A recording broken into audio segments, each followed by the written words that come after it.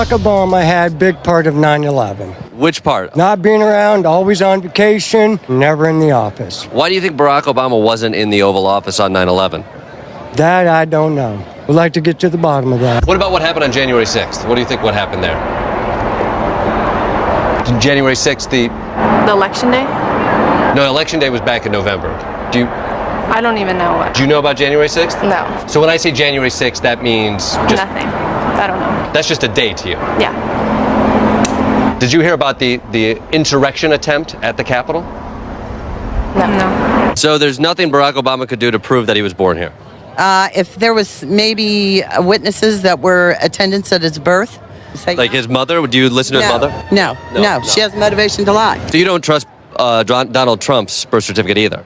Yeah, because he's been here forever. Well, how do you know? But what's your proof? Well, his parents and... But they're biased. I'm talking about like people who could be in the room. Why would they be biased? Well, like, I'm just using your logic against you. Okay. And what's your source? Just Facebook or Twitter. I mean, everything. And So you'll look at like facts and bull. You'll put it all together. Exactly. I feel amazing, and I feel like a lot of the Christians who didn't want to vote for him or didn't want to vote at all because he's not pro-life enough or he's not 100% this. Wait, pro-life people didn't vote for him because he wasn't pro-life enough? Stop. What? They wouldn't vote at all because Jesus wasn't on the ballot. So Yeah, I've never seen that. yeah, there's a lot of Christians in my own hometown and just people in the church that, you know, they see politics and they don't really want anything to do with it. So you believe in the separation of church and state? I don't. I think that the church should be on the front lines of the state. Why? Because that's what our founders wanted, and that's why they founded our country the way that they did. You're the one that hates on the president of the United States on a daily basis, so move the f*** out. You're the one that hates on the Constitution. Except I don't hate the Constitution. Yeah, you do. The original Constitution. What does that mean? The Constitution that was made to be unchanged. The Constitution was not made to be unchanged, you ass. What's a constitutional amendment? Please show me where that says.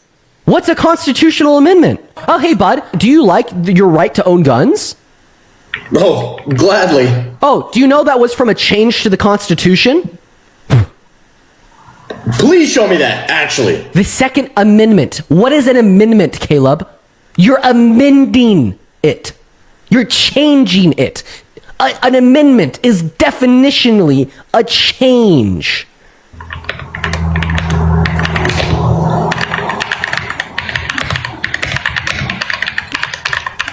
In hell.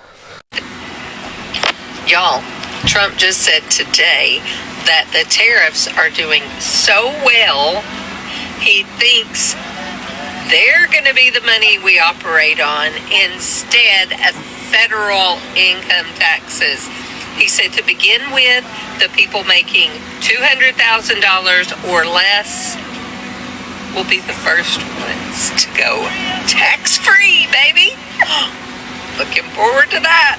It just keeps getting better, y'all. This is who's taking over the United States, guys.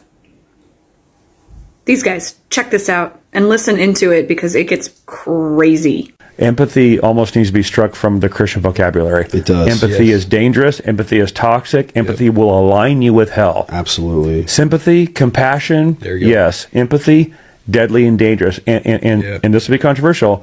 Women are especially vulnerable to this. Absolutely. One of the patterns that we've seen in 25 years of church ministry, the most divisive households are those households where there is a loud, aggressive, Jezebel spirit wife paired with a weak, passive Ahab beta male. Yeah. Not ungodly for a man to speak into who his wife is friends with. Yes. Absolutely. Who she can hang out with. Who she's following. Who she listens to. Yeah. Because a husband and wife have to be united. Yeah. Now, I'm not chasing Sharon around policing her friends because my wife is godly and she wants nothing to do with the ungodly. Yeah. Right. But I'm telling you, women can be vulnerable to friendships and history. It's like watching The Handmaid's Tale in real time.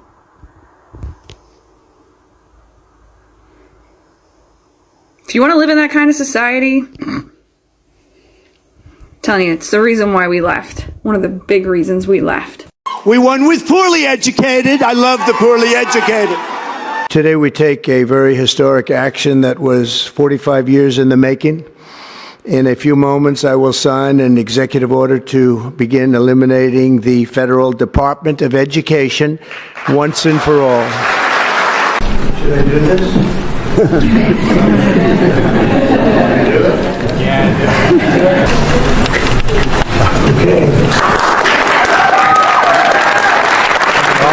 This is crazy. I know we're not Kirk County. I know we're not Kerrville. I know we're not San Angelo or San Antonio. But hell, we're human beings. Help us. Give us what we need. We are a older community.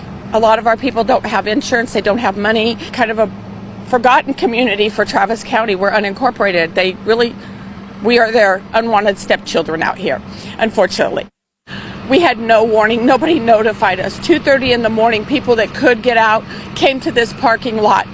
Nobody was here. No firefighters, no police, nobody.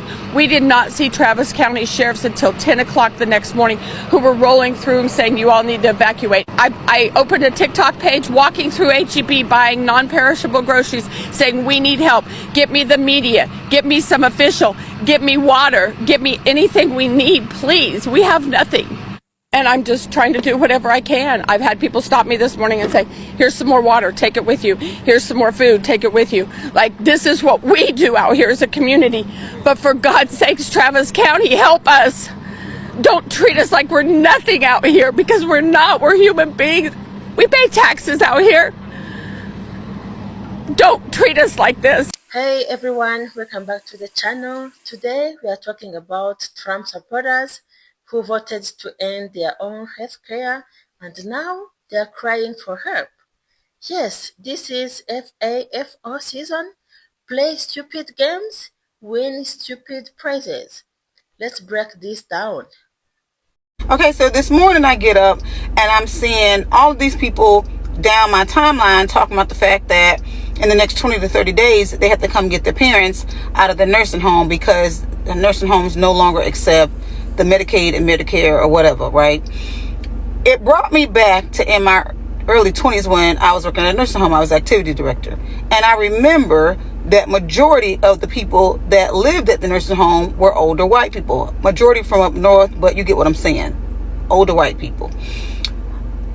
The thing that gets me is the fact that people voted for this to go away, right? You voted for it. I don't know if you voted for it thinking that there were going to be some exceptions, but you voted for this. And to see so many, and I'm sorry, but that's what I'm seeing, so many white people on here complain about the fact that they have jobs, they have families, they can't take care of their parents. Because I remember working in those nursing homes, a lot of those people were on, heavy medications that they had to take every so many hours. They were on breathing machines. They had to have 24-hour, 7-day a week, around the clock care. They had to be, bathed, fed, and turned. Get ready to quit your jobs, buttercups, because when I was working at those nursing homes, the one particular race that I didn't see in there wiping butts and feeding people were white people. I'm sorry, it's the truth. Majority of those people that worked in those nursing homes taking care of your mothers and fathers were black and brown people. The only white people that really worked in nursing homes were always the directors or something like that. They were the ones at the top of the food chain, right? So now that you got to come and get your parents out of these nursing homes, I'm petrified of what's going to happen to these people, because you got to turn them every so many hours. You got to feed them every so many hours. They're on ventilators. They got to take medications at a certain time. I'm almost petrified of what's going to happen to these people. But you voted for this. And now you got to be the CNAs, the home CNAs for your parents. And I don't know about the rest of y'all, but have you ever picked up your mom or your dad that what now weighs, 235 pounds of dead weight? Baby, that ain't nothing to play with. And if you can't afford for them to be in these nursing homes, you damn sure are not going to be able to afford somebody to come in your home and take care of your parents. And you guys don't be united like that. You hardly ever see black people in nursing homes. Rarely you do. Sometimes you do. But majority of a nursing home is filled with older white people. I'm scared of what's going to happen to these older people in here. Them being at home, no one's, coming to see if they're okay or if they're getting their medications. Now it's just you and them. And you're not going to be able to afford the medications that your mom and your dad is on. This is going to be a big ass problem. But y'all ain't think about that when y'all asses out there voting, did you? Because you thought it was going to be everybody else, and now it's your ass. Never in my wildest dreams did I think taking a video of myself talking about going to Mexico for dental work was going to cause people to give me death threats and threaten me in my messages. In all of my wildest dreams, I completely expected you to come on this internet and cry about mean comments, as if your vote didn't just wreck hundreds of thousands of people's lives, snatch away their jobs, strip them of health care, and in some case, literally get them killed. People are being brutalized, deported, and left to suffer because of the policies that you voted for. And now you want us to feel bad for you, Karen, because the internet hurt your feelings. Be so for real. Literally just wanted to post about how it was like cheaper to go to Mexico, and people are making it political because I voted for Trump. Like, I don't hate Mexicans. I just don't want illegal people coming into my country. You got on here to admit to us that you're not educated and didn't even understand that you were indeed voting for a healthcare system and that it is political. You also got on here to confess that your traditional provider of a husband has failed his family financially, and he's got his own wife smuggling herself into a shithole country across the same border she wants walled off just to get her teeth done by the same dangerous illegals she loves to demonize. A classic colonizer playbook. Go to another country, exploit their labor and resources to make your life better, but vilify immigrants when they try to come here to make their lives better. I know exactly who you are. Just be aware these guys are trolls. Where did you get this thing at that you made from home? At this point, I'm going to have to ask you guys to leave. I do not think that kids should be flying rainbow flags, BLM flags. I think they should be flying the American flag, and we should be teaching about the history of our country. Well, and I get very aggravated because I notice the folks who push CRT do not seem to take the time to teach about Frederick Douglass, who was a great black founding father. They have erased the work of early black people in this country. Frederick Douglass, Harriet Tubman, many of these things, we're not taught about them and their full capacity. So what we need to do is we need to get rid of this CRT nonsense and start teaching more about what Harriet Tubman, Frederick Douglass, John Brown, the person who stole the Confederate ship, W.E.B. Du Bois, Marcus Garvey, Malcolm X, Martin Luther King, Farrakhan. I mean, you know, the list goes on. The list goes on. It's crazy. It is a robbery of both black and white children to not teach that history, because black children should be knowing that there were great black leaders that they can identify with, and it's like none of these kids know who Marcus Garvey is. Exactly. So you think we're better off as black people now than we were before LBJ passed those policies? Yes, brother. We can vote without the threat of violence. Are you talking about the Civil Rights Act of 1964? Is that what you're describing as a negative thing? I'm not saying the Civil Rights Act of 1964 was. I'm talking about. That's LBJ. I just want to be clear. That's LBJ, who you said, were we better off before LBJ? LBJ signed the Civil Rights Act of 1964. I'm talking about the war on poverty. I just want to answer that one. I want to answer that specific one first. Was the Civil Rights Act of 1964 a bad thing? I agree with the Civil Rights Act of 1964. Thank you. But at the same time, I'm also put like this. I prefer dangerous freedom over peaceful slavery.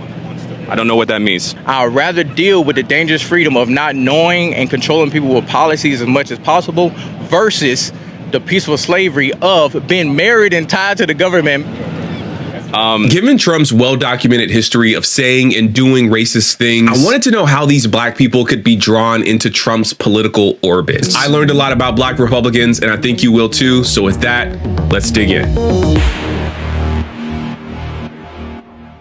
MAGA family, I was on TikTok live and a fellow Trump supporter said that all he needed was my vote. I'll never be part of the MAGA family, and that I'm black, I'll never be accepted, but he just got my vote. Nah, that's crazy. Like, I love MAGA Nation, I love the MAGA family, and that breaks my heart that someone would speak to me like that right after the election, that all I was a vote? Nah, I love all you guys, and I know most of you MAGA family members are not racist, and I love you guys, and I'll keep repping MAGA Nation, Trump 2024, but that really broke my heart that some guy would say that. Extremely heartbroken. Do you think that there should be rules about what is taught in school? Oh, absolutely. Like, what wouldn't you like to see taught in school? There's critical race theory. Yeah, that critical race theory, as soon as I heard about that, I'm like, Why are we doing this? What is critical race theory? I don't know. I haven't. Right. Yep. Them nursing homes finna not take Medicaid, so y'all better get them rooms ready for Mima and Papa. Yeah, combine them kids' room. Get rid of the den, man cave, whatever y'all got, scoot it over, because Mima and Papa is coming to the crib. I don't want to hear nothing. This is not what I voted for. Yes, this is absolutely what you voted for. Okay? No, I don't want to hear any of that. Mima and Papa will be at the crib in 30 to 45 days. All right? Yeah. Yeah.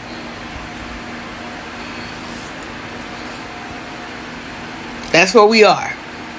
And listen, before you get in my comments with that red, blue, left, right, I don't want to hear none of that, bro. You can put that Trump hat and that shirt on your Mimo and Papa, but they coming to the crib. You can best believe that. If your in-laws use Medicaid, a lot of these services are going to not accept Medicaid. So yeah, make room. So, trending on social media right now, there is a woman asking why her father is being kicked out of his nursing home by September, and he's on Medicaid. So let's talk about why this is happening.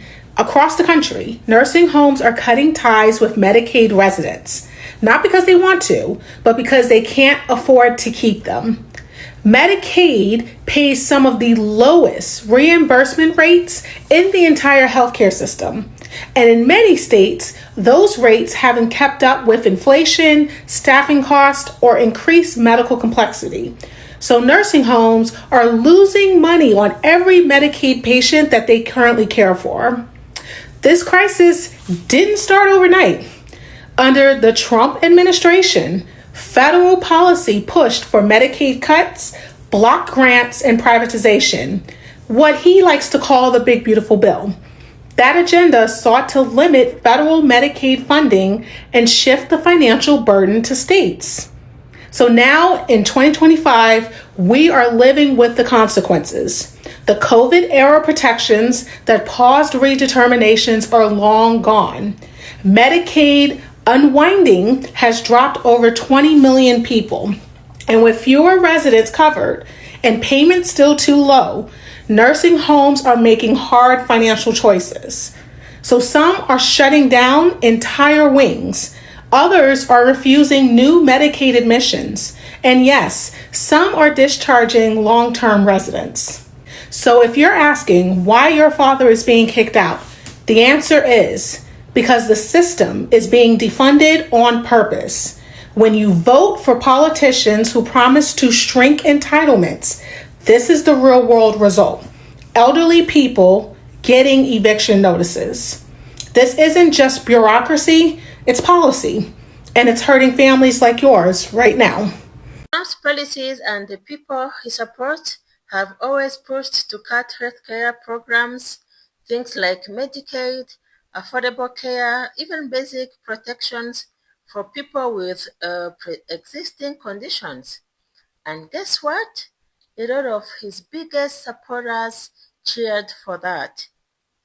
Yeah, they believed the promise that cutting government programs would save money, make things better, and stop welfare abuse. But what happened? Those same people are now the ones struggling to see a doctor or pay for medicine. Oh my God, this is crazy. Let's be real. Healthcare in America is already expensive. Now, in rural MAGA state, hospitals are closing, insulin prices are breaking families. People can't afford surgeries or basic checkups. Yeah, things are not easy. And here is the irony. The same folks who voted for Trump because they thought he was protecting them are now finding out the hard truth. They voted away their own lifeline. This is insane. This is what people mean by FAFO season.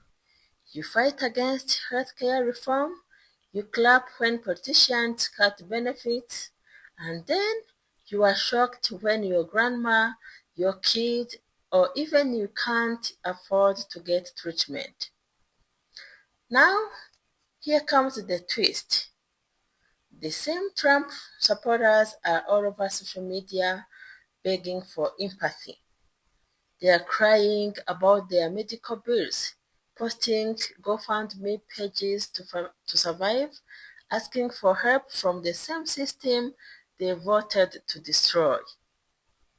Oh my God, this is unbelievable. Yeah, it's sad but also ironic. They laughed at others before, they called people lazy for needing government help, but now they are in pain. Suddenly it's different. Suddenly they want compassion. And you have to ask, where was that compassion when millions of the Americans needed it? Look, healthcare is not a left versus right issue. No, it's not just politics. It's life and death. Everyone gets sick, everyone ages, everyone needs a doctor. So when you vote for leaders who don't care about that, you are hurting yourself. And right now, the people who thought they were owning the lips by ending healthcare programs are realizing they just owned themselves. This is a lesson for all of us. Don't let slogans and emotions blind you. Yeah, pay attention to policies because policies are what hit your wallet, your family, and your health. So here is the big question. Do these Trump supporters deserve empathy now? Or is this the pure definition of FAFO season? You cared while others suffered and now it's your turn? Let me know what you think in the comments. Yeah, just let me know what you think in the comments below. Do you feel sorry for them? Or do you believe this is just the price of bad choices? Make sure you like, subscribe, and share this video because this conversation is just getting started. Thanks for watching, and I will see you in the next one. Bye.